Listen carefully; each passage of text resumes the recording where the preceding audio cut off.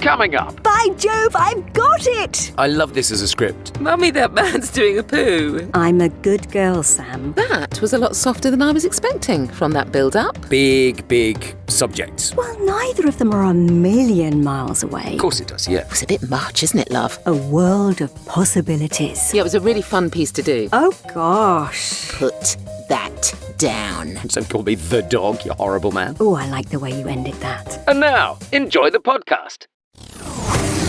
How do you say that? How do you say that? How do you say that? How do you say that? Hello and welcome to today's episode of How Do You Say That? Sponsored by BritishVoiceover.co.uk.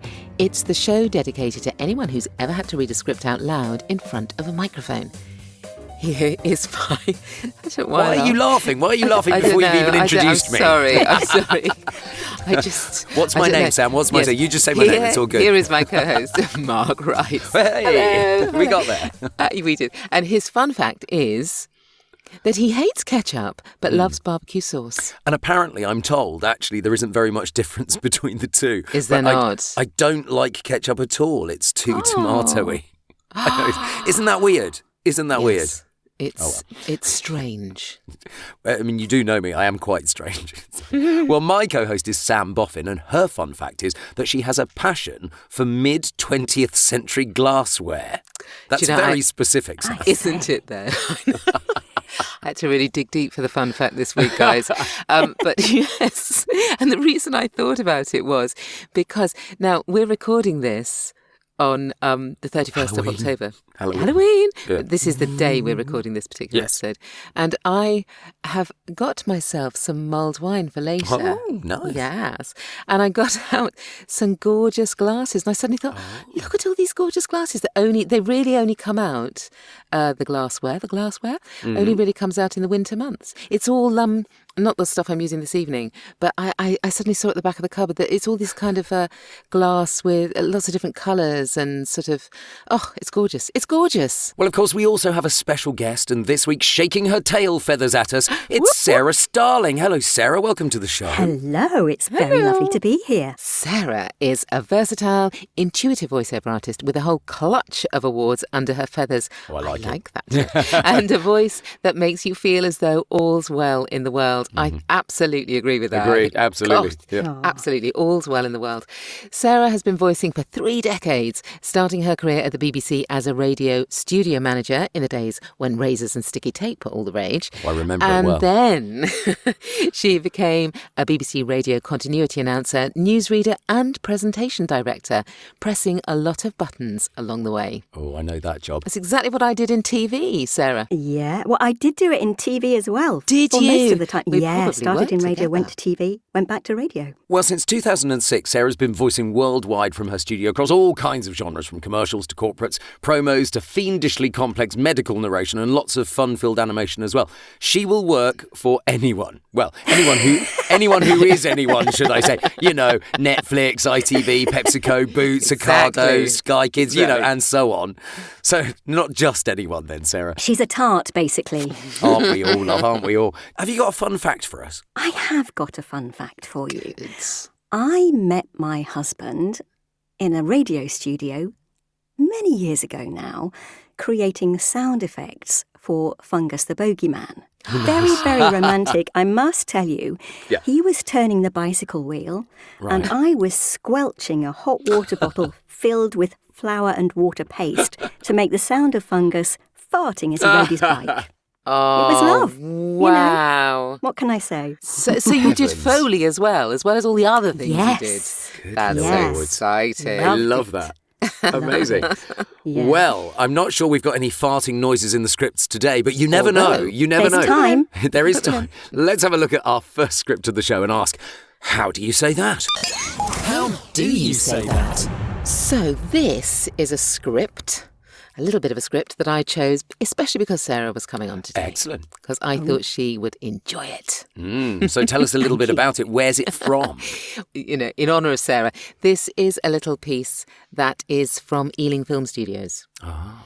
And it is a piece of verbatim dialogue. You know, it's part of a tour. Oh, okay. They went out and they interviewed lots of people. Yep. And this happened to be somebody who used to work at Ealing Studios. And it's one of her, it could have been him, but it's one of her reminiscences. I love this as a script. It's gorgeous, yeah. Because you look at it and it is so obviously a real person chatting about something that happened in their career that is so good for an audio tour, just so brilliant. So can I ask a question about a pronunciation, please? Is it Sarabande for Dead Lovers? It is Sarabande for Dead Lovers. I don't know it. Asked exactly the same question. Yes, it is. Sarabande for Dead Lovers. Do we know, obviously this is Ealing era, but do we know roughly when this person reminisced? Good point. Oh, in terms of, well, the reminiscence is about something just after the war. Yes. So I don't know when they were actually interviewed, but assuming they were...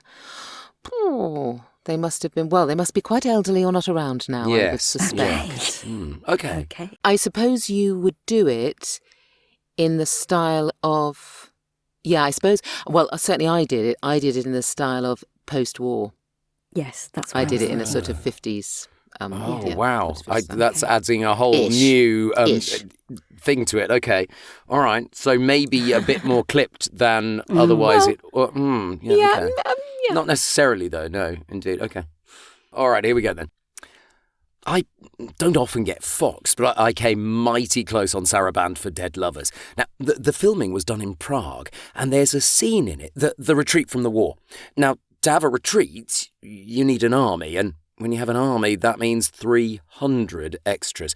And when you have 300 extras, you need uniforms, tricorn hats, and 300 pairs of buckled shoes. Clothes were still on Russian, but I managed to get everything except the shoes. You could get 2 pairs here, half a dozen there, but 300? Very nice. Lovely. That was very low-key, very, very chatty. Yeah, definitely. I think it would need to be low-key if it's from an interview, is what I was thinking. Yes. Yes, well, that'll be interesting when you hear what I did. Okay. Right, okay, well, I always worry when Sam says things like that. Yes, now I'm really worried. I think you're right. I think that the chances are that, yes, they would have given that story in probably in that kind of style, I would think, yeah. Okay. Because they're reminiscing. It felt like it needed a bit of realism as opposed to something over the top. And you know me, I'm very keen on going over the top. Yes, I'm now questioning why I did it the way I did it, actually. But yes. Okay. But obviously the client liked the way you did it. So, I mean, that's the main thing. Yeah. All right, Sarah, let's have a listen to the way that you're going to do it. I don't often get foxed, but I came mighty close on Sarabande for Dead Lovers. Now, the filming was done in Prague. And there's a scene in it, the retreat from war. Now, to have a retreat, you need an army. And when you have an army, that means 300 extras. And when you have 300 extras, you need uniforms, tricorn hats, and 300 pairs of buckled shoes. Well, clothes were still on ration, but I managed to get everything. Except the shoes. You could get 2 pairs here, half a dozen there, but 300? So post-war, that was absolutely post-war. I mean, you nailed the era beautifully, I think. Yes, this is where I thought this would be a good one for Sarah. And actually, that is not, you'll discover that is not a million miles away from exactly what I did. Slightly more over the top than I was thinking. No, I don't mean over the top. That's a wrong way of putting it. Maybe more actory.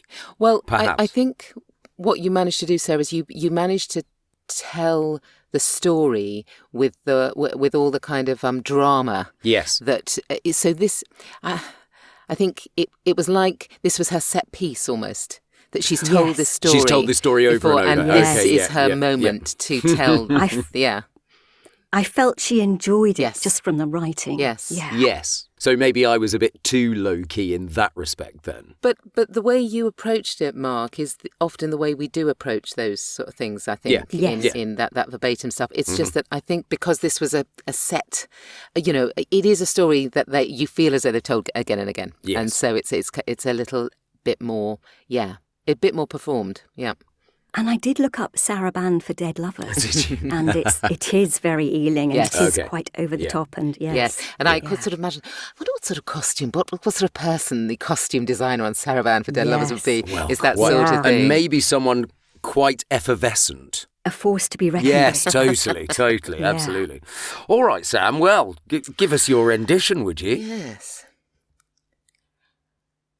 I don't often get foxed, but I came mighty close on Sarabande for Dead Lovers. Now, the filming was done in Prague, and there's a scene in it, the retreat from war. Now, to have a retreat, you need an army. And when you have an army, that means 300 extras. And when you have 300 extras, you need uniforms, tricorn hats, and 300 pairs of buckled shoes. Now, clothes were still on ration, but I managed to get everything. Except the shoes. Oh, you could get 2 pairs here, half a dozen there, but 300? Lovely. I mean, talk about Gorgeous. bringing someone to life. That was Yeah. fantastic. Well, now I'm questioning whether it was. No, I don't know, because to be honest, if I was on an audio tour and I was listening to that, that's kind of the characterisation that I would want to maybe. hear, I think. Yeah. Yes, I mean, that's what it was, and I think that there were a number of different stories of a similar ilk for this that you had to kind of be different for each time. I think I was also a PA or a continuity girl, in one of them, and so there were lots and lots of different things to sort of get in. But yeah, it was a really fun piece to do, I have to say. Well, it's worthwhile remembering that these are real scripts that we've been working on, but we have changed some names and some details to avoid copyright issues. So, Sarah, would you like to tell us about your script? Yes, so this is a corporate video. It's a little bit different to your normal corporate video. It's very short. It's kind of a promotion, but also not. It's about silicone, of all things. So the original direction I had for this was quite formal. Right. But I happened to see the video and hear the music and the soundtrack, and I thought, I think that direction is wrong. And as it happened, Okay. it was. Right. So just interpret it how you will, really. See what you can do with it. It's interesting they've specifically put in pauses. Yes. They have. Yes. Did you Yes. adhere to those? Because I presume they must be some... I'm a good girl. Good girl, and you adhere to those. Yes, because presumably I suspect, I don't know, if it was to vision, then you're waiting for a piece of vision. Yes, probably indeed. to happen, Yeah. or even a sound effect or something. Okay. Yeah. That's good. Let's see what Sam does with it first, shall we? Good luck. Let's. From walking on the moon to landing on Mars, silicones have played an integral part in taking us to space, pushing the boundaries of innovation and our knowledge of the universe. Derived from quartz extracted from the Earth's crust, silicones enable technologies that allow us to explore outer space and help us understand where we come from and where we're going. Silicones, a world of possibilities. Oh, I like the way you ended that. Absolutely. Very storytelling, and Yeah. obviously that is important for something like this. And I can imagine that the pictures were kind of walking on the moon and landing on Mars and all of Yes. that. So we're talking about Yes. big subjects Yes. matter that on the screen as well. Yes. Quite scientific, Yes. quite academic. Yeah. I might And I think- have chosen the wrong tone then, mightn't There's I? no well, I- right or wrong. No. No, but I but wonder. I wonder if you were almost too straight corporate. Oh, Mm. okay. There. Yes. That's all I meant. Yes. Almost too light. Yes, Because I was I- thinking it's a bit darker than that. Yes, I think you're probably right, actually, now you think about it. I was going storytelling, and I think you're probably right. It's probably needs to have a hardness to it. Anyway, be interesting to see. Go for it, Mark. From walking on the moon to landing on Mars, silicones have played an integral part in taking us to space, pushing the boundaries of innovation and our knowledge of the universe. Derived from quartz extracted from the Earth's crust, silicones enable technologies that allow us to explore outer space and help us understand where we come from. and where we are going. Silicones, a world of possibilities. Now, that was a lot softer than I was expecting from that build-up. That was completely different than I thought you were going to do. Okay.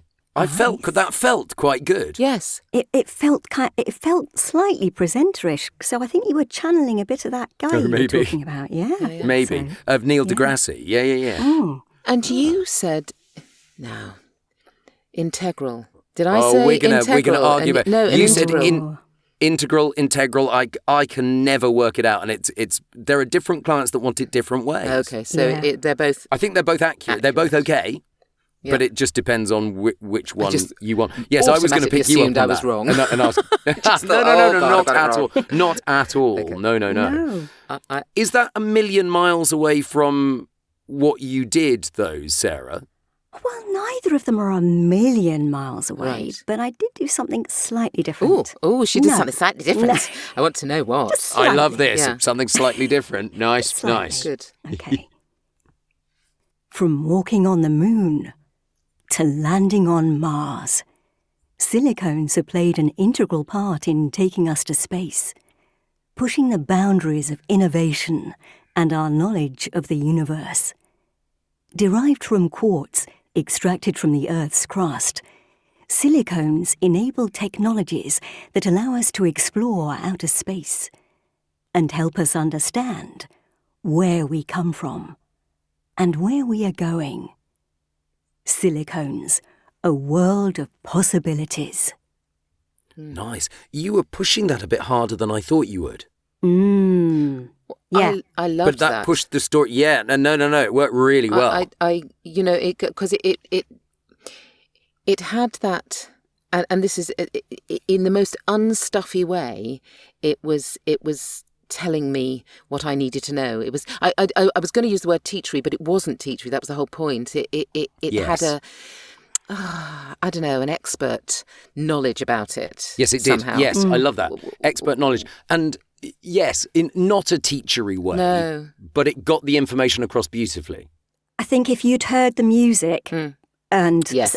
seen the visuals, which were space, and the countdown at the beginning was Neil Armstrong, counting down to the launch to the moon. So I think that totally informed the way I read it. Of And course it does. did you do Yeah. it to music, Sarah, in your I did. your ears? Yeah. Yes, I did. Oh, okay. Yeah, So you yeah. actually had that helping you as I you were did, which voicing. makes Nice. all the difference. Of course it does. Yeah. Do you ask for music when you can, Sarah? I love to have music. Yeah. Music if it's going to be a part of the finished piece, or even if it's to give me an idea of the kind of feel that they want. It makes so much difference.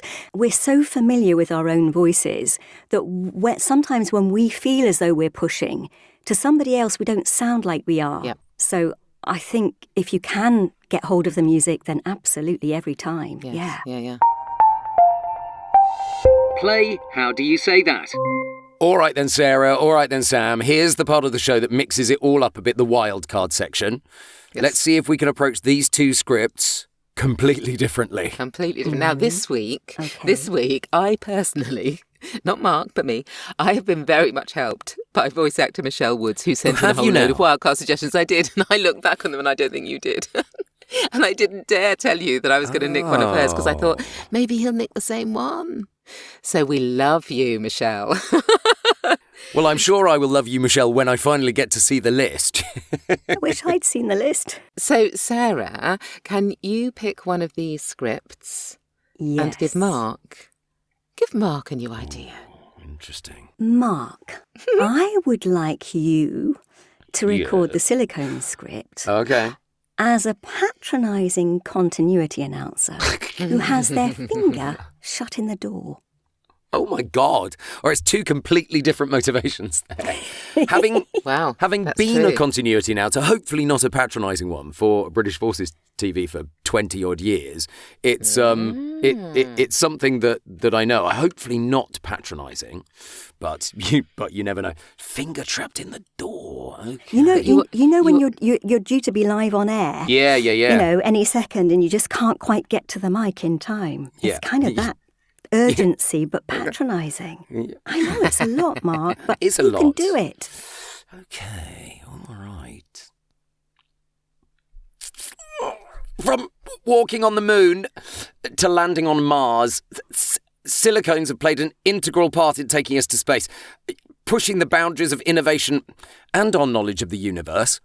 Derived from quartz, extracted from the Earth's crust, silicones enable technologies that allow us to explore outer space and help us understand where we come from and where we're going. Silicones, a world of possibilities. Mummy, that man's doing a poo. That's not what I was going for, but it's like, yeah. Okay.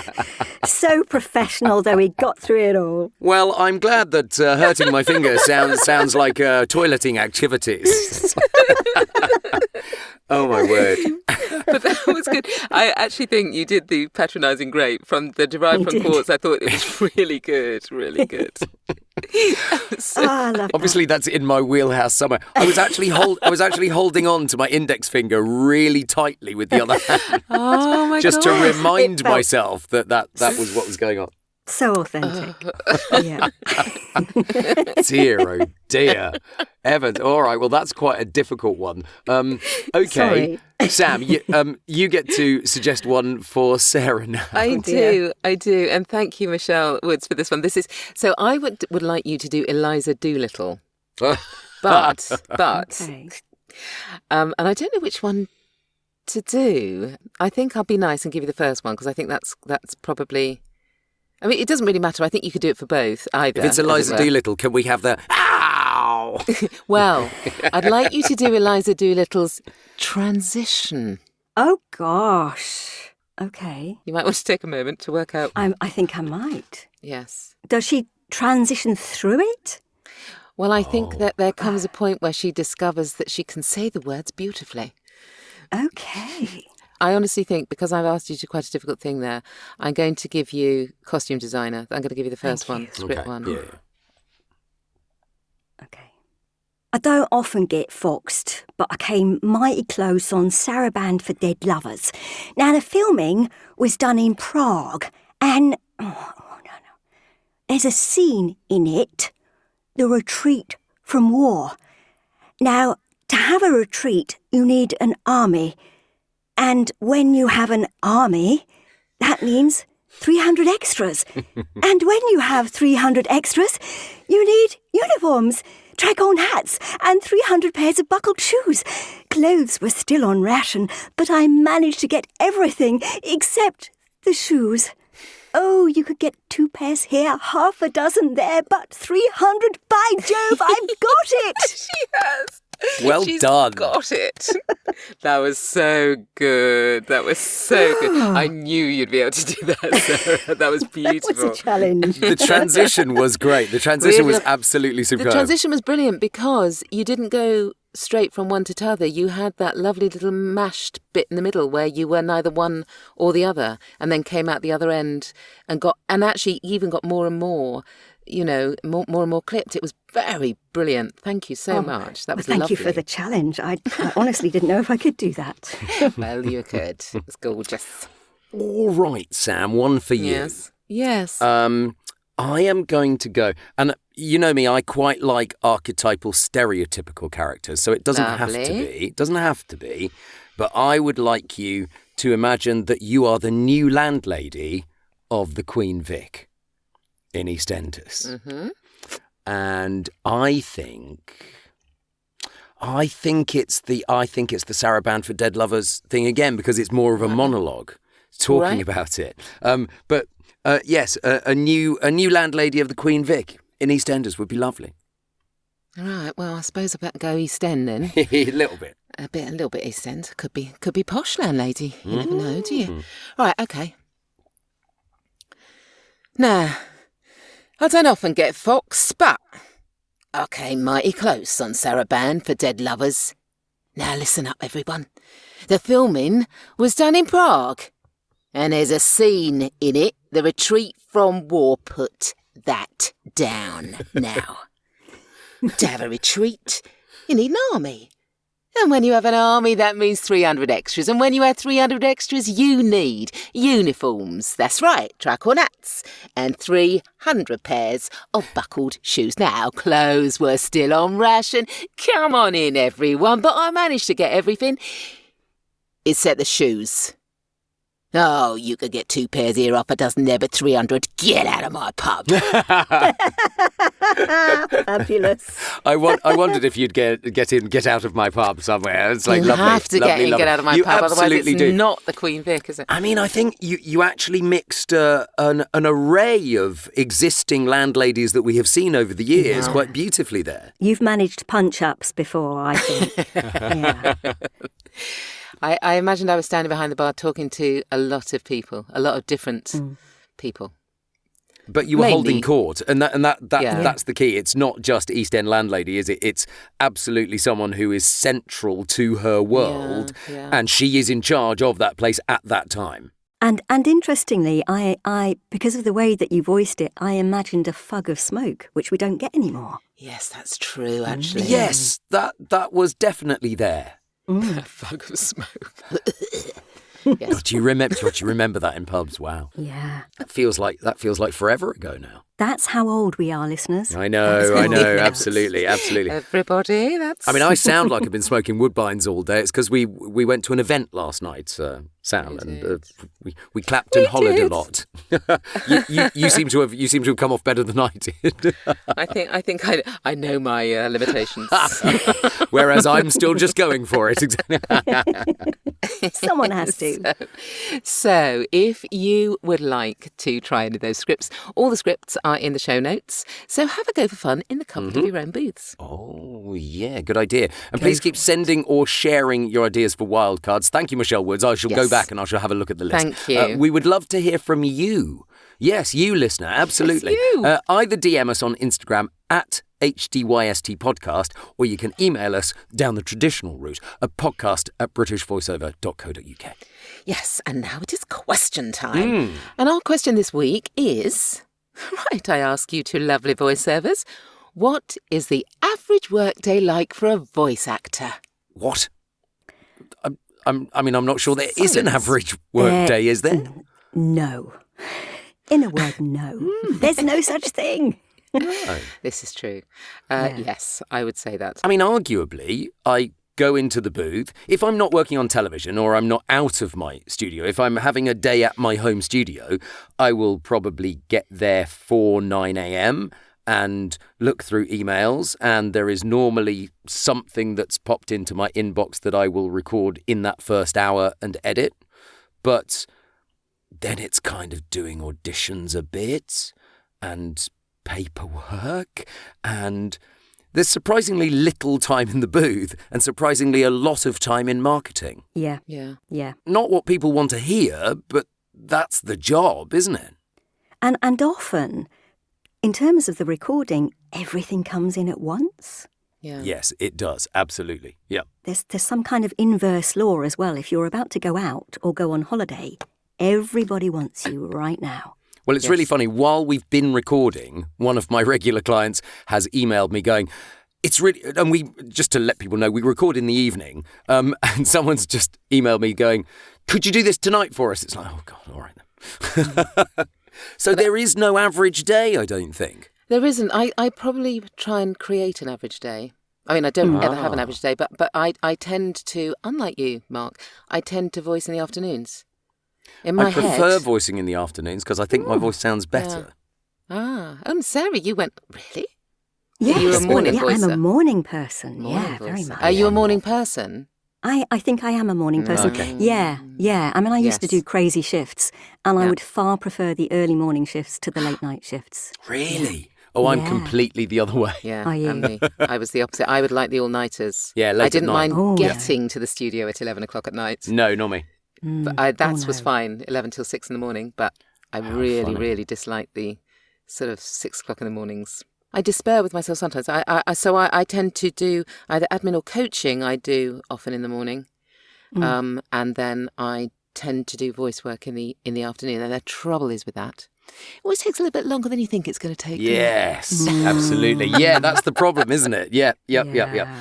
So we're used to very late evening meals in our house.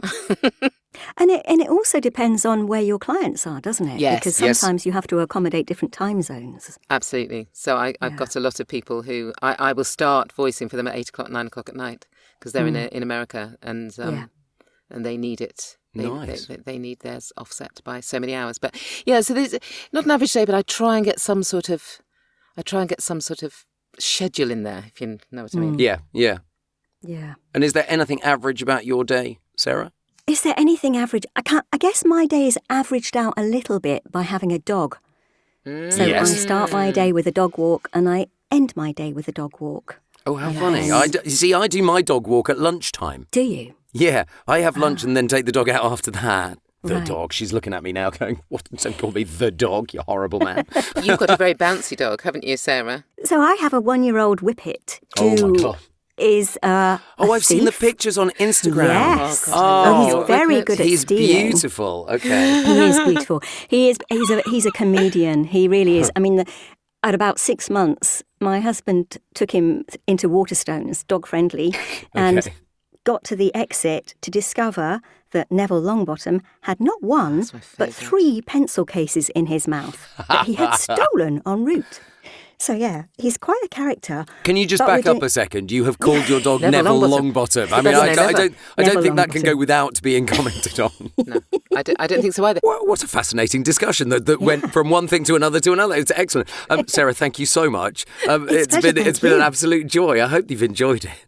I have. It's been lovely. Thank you. We're going to put all of your details in the show notes so that people can find you and book you and love you. Yes. You're very kind. They'll know that all is well in the world. And we will also be putting both of today's scripts in the show notes. So you, dear listeners, both of you, no. So you, dear listeners, can have a read yourself. Yes, if you enjoy listening, we'd love you to write a review on Apple Podcasts, which quite a number of people have done now. So thank you. Yes, thank you. So that is it for this week. Thank you again, Sara Starling. And Starling, I love the fact that you use your name to inform so much of the way you talk about yourself. I love that. Well, it would You be really- a waste not to, Wouldn't it though, really? with a name like Yeah. Starling? Gorgeous. And we will be back next week with more scripts and another voiceover guest where we will be asking all together now. How do you say How do you that? say that? Do you say that? How do you say that?